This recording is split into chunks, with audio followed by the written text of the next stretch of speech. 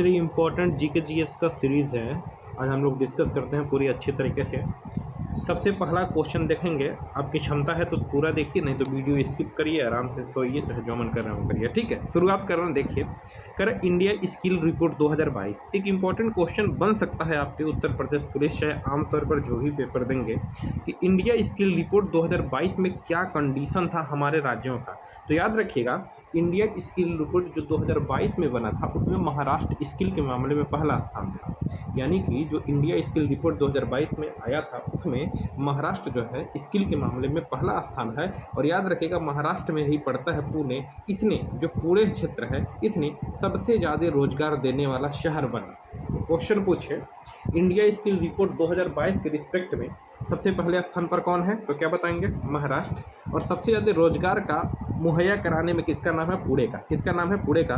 तो skill report में याद रखेंगे महाराष्ट्र, और रोजगार सबसे ज़्यादा महाराष्ट्र का कौन सा क्षेत्र दिया, तो पुणे वाला दिया। नेक्स्ट आगे बढ़ते हैं, ध्यान से सुनिए। अगला क्या रहा है, ध्यान से देखेंगे।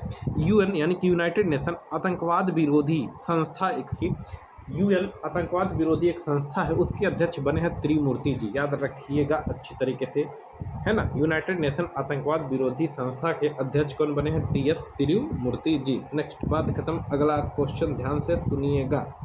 नेक्स्ट है, अच्छा बिरजू महाराज को आप लोग नाम सुने होंगे, बिरजू महाराज, ये मोस्ट इंपॉर्टेंट चीज़ें होंगे, क्वेश्चन याद रख लीजिएगा अच्छी तरीके से। बिरजू महाराज जो है, इनका नाम तो सुने ही होंगे। बिरजू महाराज का जो जन्म हुआ था वह कहाँ हुआ है, तो क्या बताएंगे, प्रयागराज हल्दिया वाले क्षेत्र में। इनका निधन हो गया है, इसीलिए यह क्वेश्चन आपके पेपर में आएगा ना। देखेंगे जो बिरजू महाराज से इनका जन्म कहाँ पर हुआ था, हल्दिया क्षेत्र होता है। कौन सा, हल्दिया क्षेत्र होता है, कहाँ पर, प्रयागराज में, यानी कि इलाहाबाद में इनका जन्म हुआ था। आप डायरेक्ट याद रखिए कि बिरजू महाराज का जन्म कहाँ पर हुआ था, इलाहाबाद में। इनका क्या हो गया, मृत्यु हो गया। और ये कौन से थे, बिरजू महाराज याद रखिएगा एक कथक कलाकार थे। बिरजू महाराज क्या थे, कथक कलाकार थे। इनका रियल नाम था ब्रिज मोहन नाथ मिश्रा। ये मोस्ट इंपॉर्टेंट क्वेश्चन का कलेक्शन है, धीरे धीरे अगर आप तैयार करने की क्षमता है तो कर ले, नहीं तैयार करने की क्षमता है तो कोई बात नहीं, है ना। नेक्स्ट, इनका रियल नाम क्या था, ब्रिज मोहन नाथ मिश्रा, है ना। यह कहाँ पर थे, लखनऊ कालका बिंदादीन घराने से संबंधित थे। कोई पूछे बिरजू महाराज, देखिए कौन कौन सा क्वेश्चन आता है, चुपचाप सुन लीजिए। बिरजू महाराज का वर्तमान समय में निधन हो चुका है। पहले पूछेगा बिरजू महाराज का जन्म कहाँ पर हुआ, तो प्रयागराज, सीधे बताइएगा। बिरजू महाराज का संबंध किससे है, तो कथक से। जो भी आमतौर पर महाराज हैं वो किससे संबंधित है, लोग उत्तर प्रदेश के शास्त्रीय नृत्य कथक से संबंधित है। इनका रियल नाम क्या है, तो ब्रिज मोहन नाथ मिश्रा है। और याद रखेंगे यह लखनऊ कालका बिंदादीन घराने से संबंधित हैं। यह भी याद रख सकते हैं 1986 में इनको पद्म विभूषण दिया गया, हो सकता है पेपर में आ जाए। अगला क्वेश्चन देखेंगे। नेक्स्ट क्वेश्चन है संकल्प स्मारक। ध्यान से देखिएगा, संकल्प स्मारक, और हमसे पूछा है मिलन 2020 क्या है। याद रखिएगा, अगर कोई पूछे संकल्प स्मारक, यह याद रखेंगे अंडमान निकोबार में बनाया गया है, और यह सुभाष चंद्र बोस जी की प्रतिमा है। संकल्प स्मारक कहा किसे गया है, तो याद रखेंगे संकल्प स्मारक कहा गया है सुभाष चंद्र बोस जी की जो मूर्ति है, उस प्रतिमा है, कहाँ पर बनाई गई है, अंडमान निकोबार के क्षेत्र में बनाई गई है। इसे ही क्या नाम दिया गया है, संकल्प स्मारक नाम दिया गया है। याद रखिएगा, प्रश्न ऐसे पूछा जा सकता है संकल्प स्मारक कहाँ है, तो अंडमान निकोबार के क्षेत्र में। ऐसे प्रश्न पूछे कि संकल्प स्मारक का संबंध किससे है, तो याद रखेंगे सुभाष चंद्र बोस से। याद रखिएगा इस चीज़ को, संकल्प स्मारक को। नेक्स्ट है मिलन 22। मिलन 22 क्या है, एक बात बताइए, मिलन किससे मिलना है आपको, विशाखा से। किससे मिलना है, विशाखा से आपको मिलना है। तो मिलन एक युद्ध का अभ्यास है। मिलन क्या है, एक युद्ध का अभ्यास है, और इसमें नौसेना युद्ध करती है।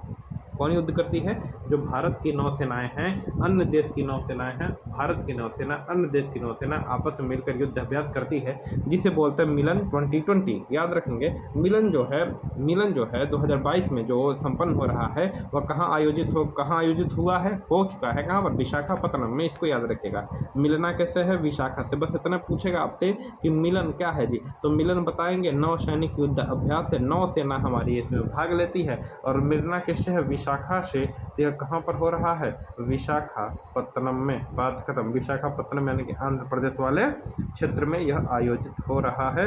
नेक्स्ट बढ़ते हैं आगे, ध्यान से सुनिएगा। चल आगे बढ़ते हैं, अगला क्वेश्चन देखने का प्रयास करें। नेक्स्ट है, इसको देख लीजिए, इंपॉर्टेंट क्वेश्चन है। कह रहे जलवायु परिवर्तन को लेकर सम्मेलन। यानी कि जो जलवायु परिवर्तन को लेकर जो सम्मेलन होता है उसे बोलते हैं कॉन्फ्रेंस ऑफ पार्टी। क्या बोलते हैं? Conference of party. इसे बोलते हैं कोप। हिंदी में अगर कोई मुझे पूछना चाहे तो मैं कहूँगा COP मतलब कोप। इंग्लिश में कॉन्फ्रेंस ऑफ पार्टी। क्या बोलते हैं? Conference of party. यह आयोजित क्यों किया जाता है, इसका सम्मेलन क्यों होता है? तो जलवायु के मुद्दों पर चर्चा करने के लिए COP यानी कि कॉन्फ्रेंस ऑफ पार्टी का गठन होता है। हमारा जलवायु परिवर्तन ना ज़्यादा हो, बहुत हल्का फुल्का परिवर्तन हो, तो इन सब चीज़ों को लेकर हम क्या करते हैं? COP यानी कि कॉन्फ्रेंस ऑफ पार्टी का बैठक करते हैं। अब इसमें आपसे 3 बैठकें आपसे पूछी जा सकती हैं। कॉन्फ्रेंस ऑफ पार्टी जो 26 नंबर का था, कॉन्फ्रेंस ऑफ पार्टी जो 27 नंबर का था और कॉन्फ्रेंस ऑफ पार्टी जो 28 नंबर का था, यह कहाँ आयोजित होगा, यह सारे के सारे क्वेश्चन आपसे पूछे जा सकते हैं। तो याद रखिएगा कॉन्फ्रेंस ऑफ पार्टी जो 26वां नंबर पर था यानी कि COP 26 आयोजित हुआ था ग्लासगो में। ग्लासगो कहाँ पर पड़ता है? स्कॉटलैंड में ग्लासगो पड़ता है। COP 26 COP 27 जो 2022 में हुआ था, इसका आयोजन हुआ था मिस्र में। कहाँ पर हुआ था? मिस्र में।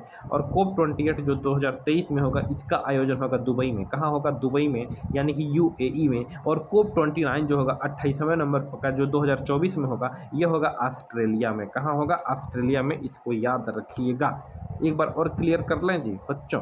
चलो एक बार क्लियर कर लेते हैं। जलवायु परिवर्तन, इससे क्वेश्चन आ सकते हैं। COP 26 ग्लासगो, COP 27 मिस्र और COP 28 UAE। 2023 वाला COP 28 है, यही क्वेश्चन बनेगा।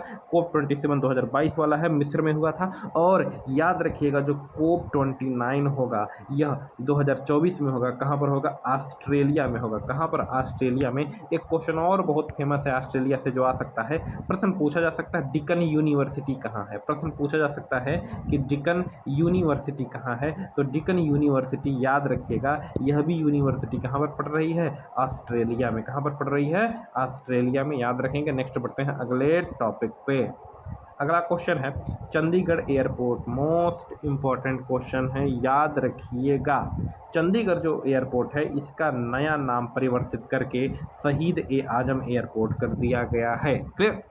चंडीगढ़ एयरपोर्ट का नाम आपने सुना होगा। और याद रखेंगे यह जो चंडीगढ़ एयरपोर्ट है, चंडीगढ़ एयरपोर्ट है, यह चंडीगढ़ एयरपोर्ट जो है, इसका जो नया नाम है वह भगत सिंह के नाम पर इसको कह दिया गया है शहीद-ए-आजम एयरपोर्ट। क्या कह दिया गया है?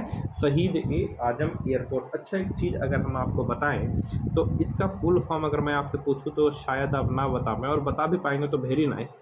AAI इसे बोलते हैं अथॉरिटी ऑफ एयर इंडिया, है ना।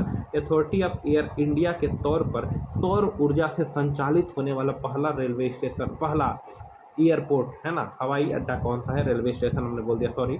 याद रखेंगे क्या है? Air force authority of India, AAI air force authority of India का वह कौन सा एयरपोर्ट है जो पूरी तरीके से सौर ऊर्जा से संचालित है, तो उसको मान्यता प्राप्त AAI ने दिया है, एयरपोर्ट अथॉरिटी ऑफ इंडिया ने दिया है। तो कौन सी जगह? चंडीगढ़ एयरपोर्ट। और याद रखेंगे चंडीगढ़ एयरपोर्ट का नया नाम क्या कर दिया गया? शहीद-ए-आजम एयरपोर्ट। किनके नाम पर? भगत सिंह के नाम पर शहीद-ए-आजम कर दिया गया। यहीं पर देखिए छोटा सा एकदम लिखा है दही और हांडी। आप जानते हैं दही और हांडी जो खेल है वह महाराष्ट्र का राजकीय खेल बना है। सर दही हांडी कौन सा खेल होता है? तो आप देखे होंगे कि कृष्ण जी वाला खेल होता है। दही मतलब दही हांडी में बांध दिया जाता है और ऊपर चढ़कर जो फोड़ा जाता है, जो फोड़ देता है वो विजेता हो जाता है। तो दही और हांडी खेल को किसने अपना राज्य का खेल बनाया? महाराष्ट्र ने अपना खेल घोषित कर दिया है। नेक्स्ट बढ़ते हैं आगे। अगला है पिच ब्लैक। याद रखेंगे यह भी एक युद्ध अभ्यास है। डायरेक्ट याद रखिए पिच जो ब्लैक होता है, पिच जो ब्लैक है यह भी एक युद्ध अभ्यास है। डायरेक्ट याद रखिए पिच ब्लैक क्या है? एक युद्ध अभ्यास है और इसमें 17 देशों की वायुसेना भाग लेती है। बस याद रखिएगा 17 देशों की वायुसेना भाग लेती है। और पिच ब्लैक होता है ऑस्ट्रेलिया में। कहाँ पर होता है? ऑस्ट्रेलिया में। बस ज़्यादा याद नहीं रखना, इतना छोटा छोटा याद करने का काम बन जाएगा। पिच ब्लैक क्या है? एक युद्ध अभ्यास है। और याद रखेंगे किस देश की वायुसेना भाग लेती, मतलब कितने देशों की वायुसेना भाग लेती है? 17 में। पिच ब्लैक जब भी बोले, बच्चों सुन लेना, पिच ब्लैक जब भी बोले तो आंसर क्या मारेंगे? ऑस्ट्रेलिया। बात है खत्म। पिच ब्लैक कभी भी धरती पर बोले तो आंसर आपको क्या लगाना है जी? ऑस्ट्रेलिया लगाना है उत्तर। इस चीज़ को याद रखेंगे। क्लियर? नेक्स्ट आगे बढ़ते हैं, सुनिएगा। करा है सड़कों पर पशुओं के इलाज के लिए मोबाइल एम्बुलेंस सेवा किसने प्रारंभ की है? चेन्नई ने। सबको पता है, याद रखिएगा। पशुओं के इलाज के लिए सड़कों पर मोबाइल सेवा, सड़कों पर मोबाइल एम्बुलेंस सेवा किस किसने प्रारंभ की है? तो याद रखेंगे तमिलनाडु का क्षेत्र, चेन्नई ने। इसका मतलब क्या है कि अगर किसी पशु को कहीं चोट वोट लग जाता है तो उसके लिए अगर कोई आम व्यक्ति भी फ़ोन कर दे एम्बुलेंस पर, तो पशुओं के लिए एम्बुलेंस सेवा प्रारंभ करने वाला कौन है? चेन्नई, याद रखिएगा। नेक्स्ट कर लेंगे, सड़कों पर पशुओं के इलाज के लिए एम्बुलेंस सेवा किसने प्रारंभ की है? चेन्नई ने। पशु को चोट लगे, सीधे आप चेन्नई में अगर हैं, आप फ़ोन करेंगे तो कोई ना कोई एम्बुलेंस पहुंचेगी, पशु का वहाँ पर इलाज होगा। यही छोटा सा क्वेश्चन है। अगला क्वेश्चन देखिए, इसको तैयार करने का प्रयास करिए। करा है, भारत संयुक्त राष्ट्र सुरक्षा परिषद की किस समिति की अध्यक्षता कर रहा है? यह याद रखिएगा। अभी आतंकवाद विरोधी संगठन के, आतंकवाद विरोधी जो संस्था था उसके अध्यक्ष बने हैं टी एस तिरुमूर्ति जी, वह भी याद रखेंगे। और यहाँ पर आपको पता है संयुक्त राष्ट्र यूएन है, यूएन में आतंकवाद विरोधी जो परिषद है, आतंकवाद विरोधी जो समिति है या परिषद है, उसका अध्यक्षता कौन कर रहा है? भारत कर रहा है। यह भी आपको पता होना चाहिए, क्योंकि भारत के ही एक व्यक्ति कौन है? टी एस तिरुमूर्ति, वो आतंकवाद विरोधी संस्था के क्या है? अध्यक्ष भी है। वही सब क्वेश्चन है। क्या कर रहा है? भारत संयुक्त राष्ट्र यानी कि यूनाइटेड नेशन ऑर्गेनाइजेशन, भारत संयुक्त राष्ट्र सुरक्षा परिषद की किस समिति की अध्यक्षता कर रहा है इस समय? तो क्या बताएंगे? आतंकवाद विरोधी संस्था। किसका? आतंकवाद विरोधी संस्था का। नेक्स्ट आगे बढ़ते हैं, अगला क्वेश्चन देखेंगे। अच्छा, इसको देखिए, विलेज ऑफ एक्सीलेंस प्रोग्राम, यह क्वेश्चन आपसे पूछा जा सकता है। विलेज ऑफ एक्सीलेंस, यह लिखा है ना, मोस्ट इंपॉर्टेंट क्वेश्चन बन सकता है। विलेज ऑफ एक्सीलेंस से यह क्वेश्चन बन सकता है। कैसे बन सकता है सुनिएगा, विलेज ऑफ एक्सीलेंस से क्वेश्चन कैसे बन सकता है। देखिए, नाम लिखा है विलेज ऑफ एक्सीलेंस, इसमें क्या है, कई गांवों को चिन्हित किया गया है, लगभग 12 जिलों के 250 गांवों को चिन्हित किया गया है।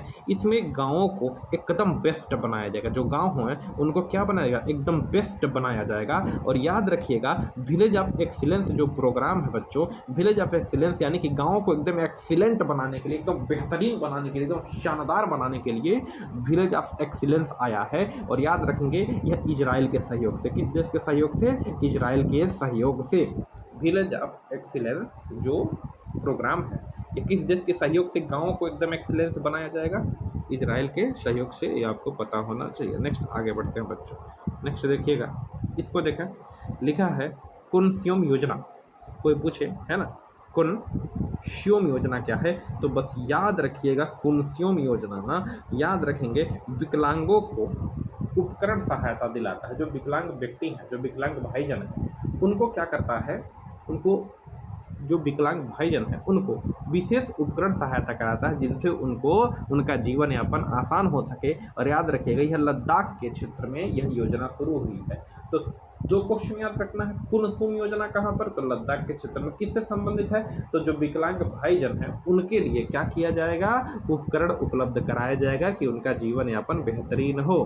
ठीक, अच्छा, विकलांग दिवस 3 दिसंबर को मनाते हैं, यह भी आप याद रखेंगे। 1 दिसंबर को एड्स दिवस, 3 दिसंबर को विकलांग दिवस, 10 दिसंबर को राष्ट्रीय मानवाधिकार दिवस। ये क्वेश्चन आपसे पूछे जाते हैं। अगला क्वेश्चन है, ध्यान से सुनिएगा, कार्बन निगेटिव नेशनल पार्क कौन है? तो कार्बन निगेटिव यानी कि जहाँ पर कार्बन का उत्सर्जन शून्य है, कह सकते हैं। तो कार्बन निगेटिव जो नेशनल पार्क है, सिंपल सी बात है जी, कार्बन निगेटिव जो नेशनल पार्क है, काजीरंगा नेशनल पार्क है, सबको पता होगा। काजीरंगा नेशनल पार्क है, सबको पता होगा, कार्बन न्यूट्रल नेशनल पार्क है। आगे बढ़ते हैं, ध्यान से सुनिएगा। नेक्स्ट है, ये क्वेश्चन देखिए, मोस्ट इंपॉर्टेंट, और इसमें आपको समझना है, कई चीज़ें आपको देखना पड़ेगा। क्लियर है? देखिए, दिल्ली देहरादून एक्सप्रेस वे किस राष्ट्रीय उद्यान से गुजरता है? इस चीज़ को समझने का अगर आप प्रयास करेंगे तो पता है, दिल्ली और देहरादून यानी कि कह सकते हैं देहरादून और यहाँ दिल्ली और देहरादून के बीच एक एक्सप्रेस वे बन रहा है। दिल्ली और देहरादून के बीच एक एक्सप्रेस वे बन रहा है। और यह जो एक्सप्रेस वे जो बन रहा है, याद रखेंगे, रास्ते में राजा जी नेशनल पार्क पड़ रहा है।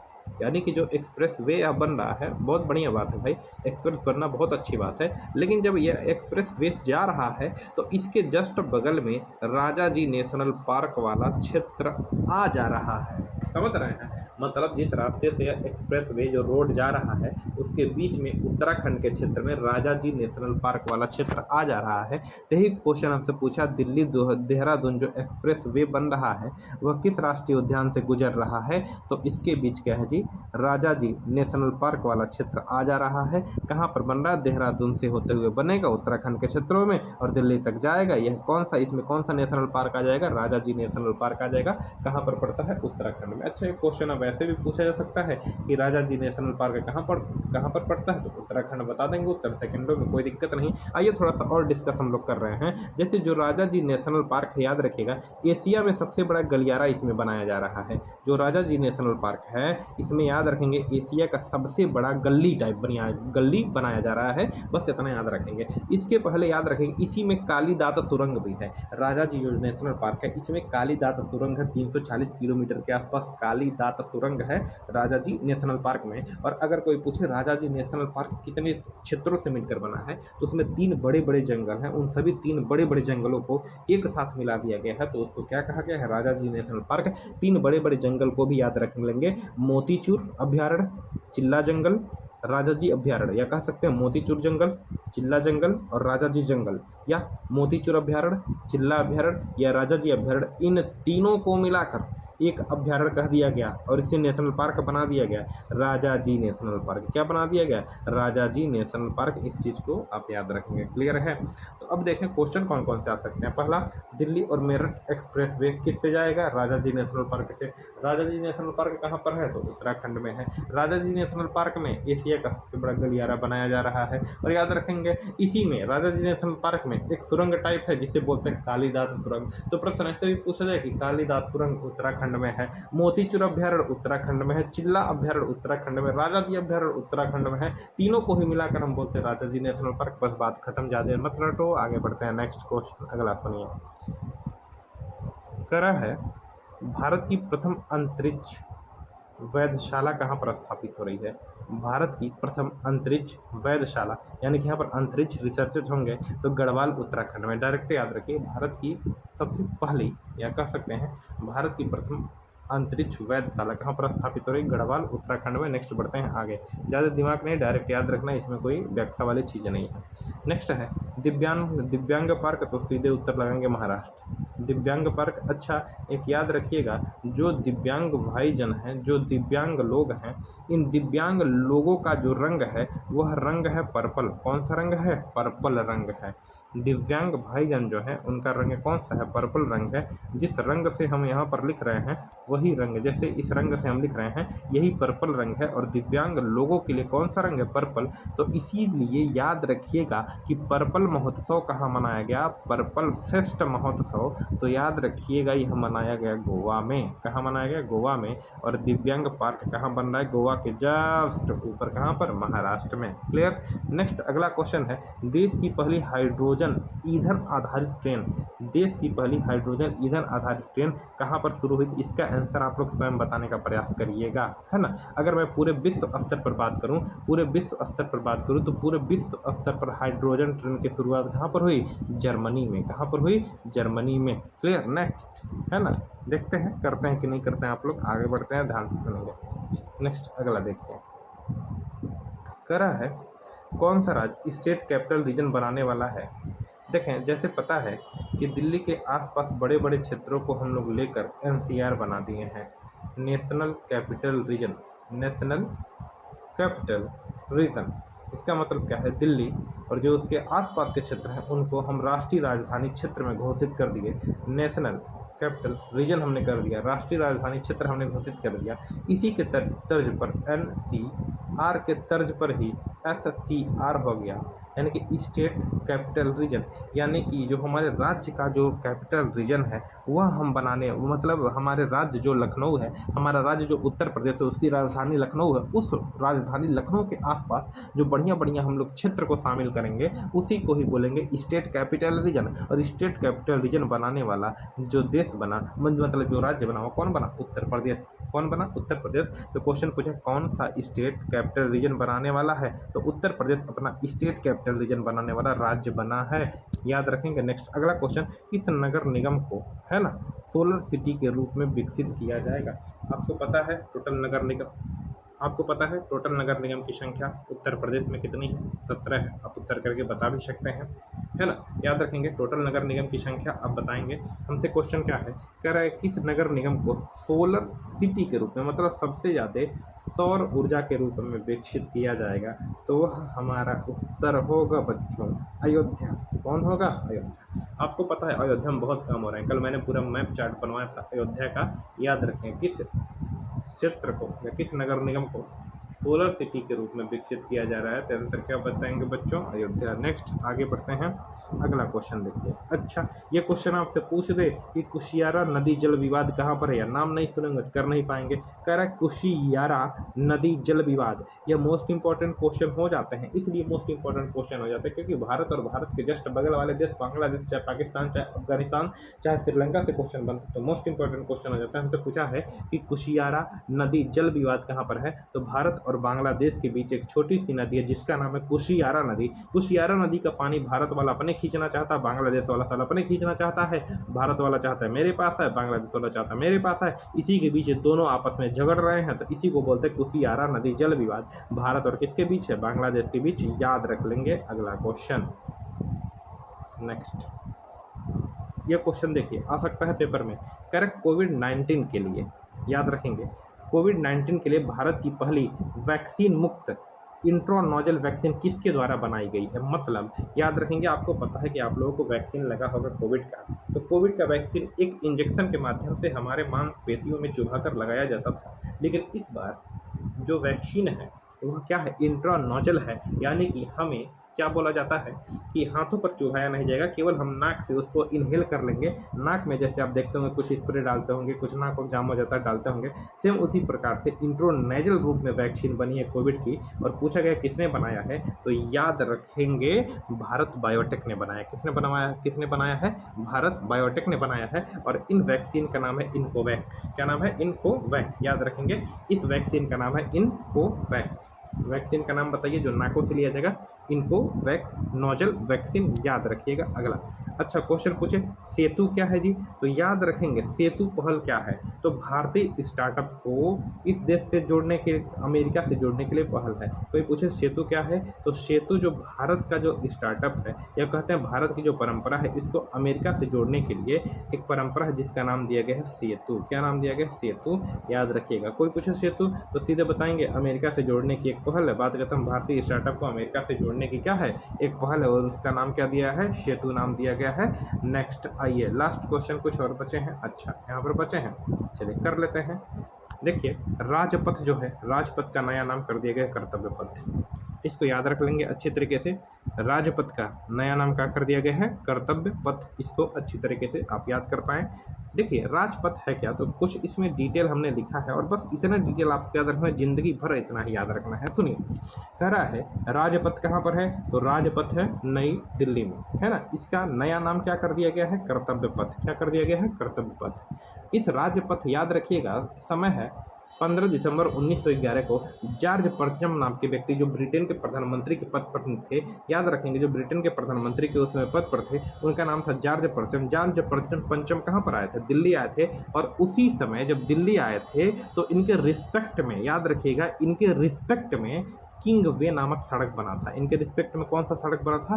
किंग वे नामक सड़क बना था, जो इंडिया गेट से राष्ट्रपति भवन तक जाता था। क्योंकि याद रखिएगा, जो जॉर्ज पंचम दिल्ली आए थे, ब्रिटेन का व्यक्ति नहीं था, ब्रिटेन के व्यक्ति था जो दिल्ली आया था, तो इसके रिस्पेक्ट में ना, याद रखेंगे, 15 दिसंबर सन 1911 को किंग वे नाम का सड़क बना था। यह किंग वे नामक सड़क इंडिया गेट से लगातार राष्ट्रपति भवन तक जाता था, क्योंकि इंडिया गेट पर ही साला पंचमा उतरता और चलते चलते कहाँ पर जाता? घूमते घूमते इंडिया गेट, उसके कहाँ पर जाता? राष्ट्रपति भवन में जाकर वहाँ पर आराम करता। याद रखेंगे, इसी किंग्स वे को हम अगर हिंदी में ट्रांसलेट करें तो किंग्स मतलब राजा और वे मतलब क्या होता है? पथ। तो इसी किंग्स वे को हम क्या कहते हैं? राजपथ। भारत वाले कहने लगे, और मोदी जी आए कहे राजपथ नाम का कोई चीज़ नहीं है, क्योंकि भारत में कोई राजा नहीं है, भारत में सबका कर्तव्य है। तो इसने राजपथ को, मोदी जी ने राजपथ को क्या कर दिया? कर्तव्य पथ कर दिया।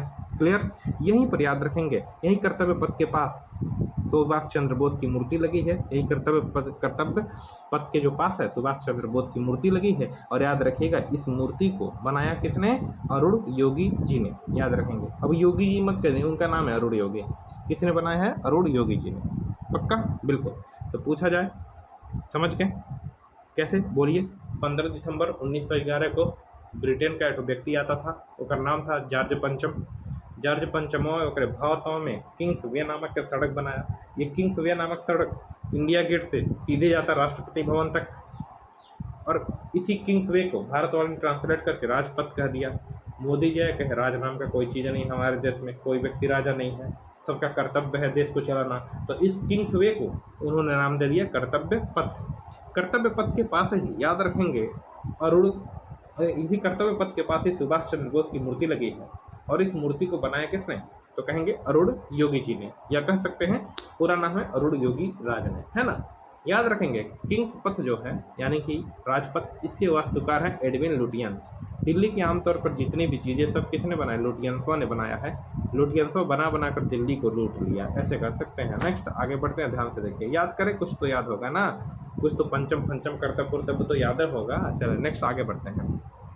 देखिए क्वेश्चन है अनुप्रिया पटेल, इनका नाम आप लोग सुने होंगे, नहीं भी सुने होंगे तो आपको याद रखना पड़ेगा, चाहे अच्छे से याद रखिए चाहे मतलब याद करना ही पड़ेगा। अनुप्रिया पटेल, अनुप्रिया पटेल कौन है जी? तो याद रखेंगे इन्होंने एक लॉजिस्टिक पार्क बना रही हैं। क्या कर रही हैं? लॉजिस्टिक पार्क बनाने का सिफारिश की हैं। और यह लॉजिस्टिक पार्क कहाँ पर बन रही है? कहाँ पर बन रहा है जी? मिर्ज़ापुर में। अनुप्रिया पटेल ने लॉजिस्टिक पार्क बनाने के लिए सिफारिश की, और यह लॉजिस्टिक पार्क कहाँ पर बन रहा है? तो याद रखेंगे मिर्ज़ापुर में। सीधे कोई बोले लॉजिस्टिक पार्क कहाँ पर बन रहा है, तुरंत आंसर बताएंगे मिर्ज़ापुर। ज़्यादा दिमाग का नहीं लगाना है भाई, कहाँ पर? मिर्ज़ापुर में। किसकी सिफारिश पर? अनुप्रिया पटेल की सिफारिश। क्लियर है? ठीक, आगे नेक्स्ट है, इसके बाद थोड़ा सा बस 2 लाइन और है। नेक्स्ट है भारत का पहला नाइट स्काई सेंचुरी अभ्यारण्य कहाँ बनाया जा रहा है? भारत का पहला नाइट स्काई सेंचुरी कहाँ बनाया जा रहा है? तो लद्दाख में। याद रखिएगा नाइट स्काई सेंचुरी कहाँ पर? लद्दाख में। और आपको पता है जी भाई कैसे स्काई बोलेंगे? स्काई मतलब बहुत ऊपर, और बहुत ऊपर सेंचुरी कौन सा है? लद्दाख है तो जम्मू कश्मीर। तो कहाँ पर बनाया जा रहा है? स्काई मतलब बहुत ऊपर, स्काई मतलब ऊपर, और स्काई सेंचुरी कहाँ पर बनाया जाएगा? तो बताएंगे कहाँ पर? लद्दाख में। बात खत्म है, दिमाग का नहीं लगाना है ना। अच्छा एक क्वेश्चन और याद रखिएगा, एक क्वेश्चन और आप याद रखेंगे, है ना। हेनले कह रहा है, हेनले चांगथांग वन्यजीव अभ्यारण्य, यह नाम नहीं सुनेंगे आप, हेमिस का नाम सुनते होंगे। हेमिस वन्यजीव अभ्यारण्य लद्दाख में है, या हेमिस नेशनल पार्क कहाँ पर? लद्दाख में, जो भारत का सबसे बड़ा नेशनल पार्क है। यहाँ पर पूछा है हेनले चांगथांग वन्यजीव अभ्यारण्य, यह भी लद्दाख में है। यह भी कहाँ पर है? लद्दाख में। हमने लिख कर लाया बड़ी अच्छी तरीके से, आपको याद कर लीजिएगा, ठीक है। नेक्स्ट आगे बढ़ते हैं। तो यहाँ पर क्या है? यहाँ पर हम राष्ट्रपति के बारे में पढ़ रहे हैं, उपराष्ट्रपति के बारे में पढ़ रहे हैं। हमारे राष्ट्रपति जो हैं कौन है? महोदया द्रौपदी मुर्मू जी हैं, भारत की 15वीं राष्ट्रपति हैं। राष्ट्रपति बनने से पहले झारखंड की राज्यपाल थी। ये क्वेश्चन आ जाता है बाबू, याद रखेंगे।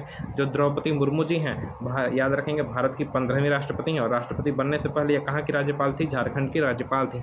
आपको पता है कि जब रामनाथ कोविंद जी थे, तो रामनाथ कोविंद जी राष्ट्रपति बनने से पहले बिहार के राज्यपाल थे। तो कई बार ये क्वेश्चन पूछा गया था, तो इनका भी क्वेश्चन पूछा जा सकता है कि द्रौपदी मुर्मू राष्ट्रपति बनने से पहले किस राज्य की राज्यपाल थी? राज्य, अगर हम कहीं गलती से देश बोल दिया तो सॉरी, याद रखिएगा राज्यपाल है। द्रौपदी मुर्मू याद रखेंगे राष्ट्रपति बनने से पहले किस राज्य की राज्यपाल थी? तो झारखंड की। कहाँ की? झारखंड की। और याद रखेंगे जो जगदीप धनखड़ हैं वर्तमान में यह हमारे उपराष्ट्रपति हैं, 16वें नंबर के हमारे उपराष्ट्रपति हैं, और राष्ट्रपति बनने से पहले यह पश्चिम बंगाल के राज्यपाल थे। ठीक है, चले बाकी समझ आ ही गया होगा। बाकी ऐसे पढ़ते रहेंगे छोटे छोटे चीज़ें, ये हम मेरे तरफ से बढ़िया क्वेश्चन निकाल कर लाए थे, आप तैयार कर लेंगे तो ठीक है। चलें बाकी कल देखते हैं।